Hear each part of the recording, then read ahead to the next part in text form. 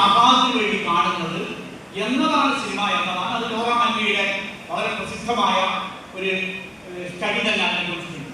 പിന്നെ visual pressure and narrative cinema എന്നതാണ് എൻ്റെ പേര്. കാഴ്ചയിലെ ആനന്ദവും പിന്നെ ആഖ്യാനാത്മക സിനിമ എന്ന് പറയാവുന്നത് വളരെ വലിയ ഒരു ബേസിക്കാണ്. അതായത് ഫെമിനിസ്റ്റ് ഫിലിം തിയറിയുടെ തന്നെ ബേസിക്കാണ്.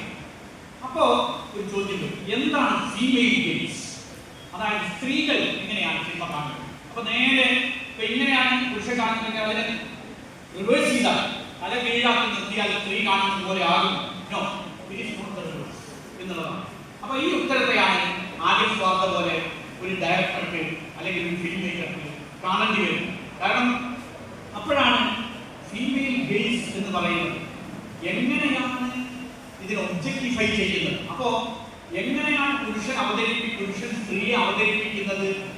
അങ്ങനെ അവതരിപ്പിക്കുമ്പോൾ തന്നെ അതിനെ ക്രിട്ടിസൈസ് ചെയ്യുകയും അതിനെ തന്നെ പരിഹരിക്കുകയും അതിനെ തന്നെ മാറ്റി അവതരിപ്പിക്കുകയും ചെയ്യുന്ന രീതിയിലുള്ള അവരുടെ ഭാഗവം എന്ന് പറയുന്ന വളരെ പ്രസിദ്ധമായ ഒരു സിനിമയുണ്ട്.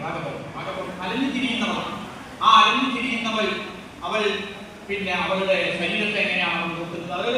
അതിൽ നായികയായ അല്ലെങ്കിൽ അതിലെ കഥാപാത്രം പിന്നെ കുളിക്കുകയോ നനയ്ക്കോ പോലും ചെയ്യില്ല. കാരണം നിങ്ങളുടേതായ വൃത്തിയെക്കുറിച്ച്, സദാചാരത്തെക്കുറിച്ച്, ധാർമ്മികതയെക്കുറിച്ച്, സൗന്ദര്യത്തെക്കുറിച്ച് എല്ലാം ഉള്ള നിങ്ങളുടെ കൽപ്പനകളെ ഞാനിവിടെ ലംഘിക്കുകയാണ് എന്ന ഒരു പൊളിറ്റിക്കലായ ഇതാണ് ആദ്യ സ്വാർത്ഥം ഉണ്ടാക്കുന്നത്.